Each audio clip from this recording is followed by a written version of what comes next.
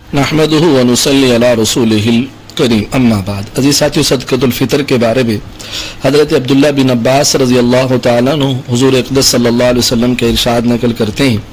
فرمایا فرض رسول اللہ صلی اللہ علیہ وسلم زکوٰۃ الفطر، کہ حضور اقدس صلی اللہ علیہ وسلم نے صدقہ فطر کو جو ہے وہ ضروری قرار دیا، اور اس کی دو وجہ بتائی. ایک تو طہرۃ للصائم من اللغو والرفث، ایک تو بنا روزہ دار کے لیے لغو اور بے حیائی کی باتوں سے پاکیزگی کا ذریعہ ہوتا ہے، یعنی جو روزے کے اندر کمی کوتاہی ہو جاتی ہیں، جو غلطیاں ہو جاتی ہیں، اللہ ان کو معاف فرما دیتے ہیں.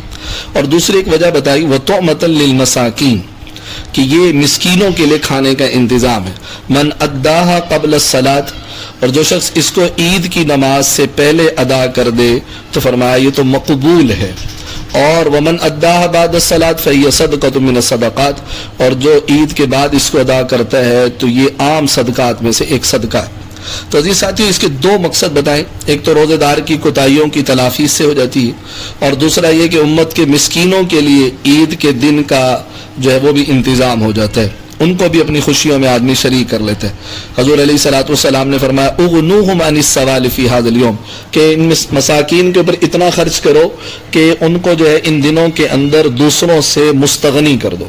تو عزیز ساتھیو، صدقۃ الفطر آج کل جو 2024 کے اندر ہمارا ہے وہ کم سے کم یہ ہے، گندم کے اعتبار سے 250 روپے کم سے کم، ٹھیک ہے جی، اور جو ہے جو کے اعتبار سے تقریباً 650 روپے، اور کھجور کے اعتبار سے 1300 ہے، اور جو ہماری کشمش ہے اس کے اعتبار سے اس سے زیادہ ہے، میرے ذہن میں نہیں ہے.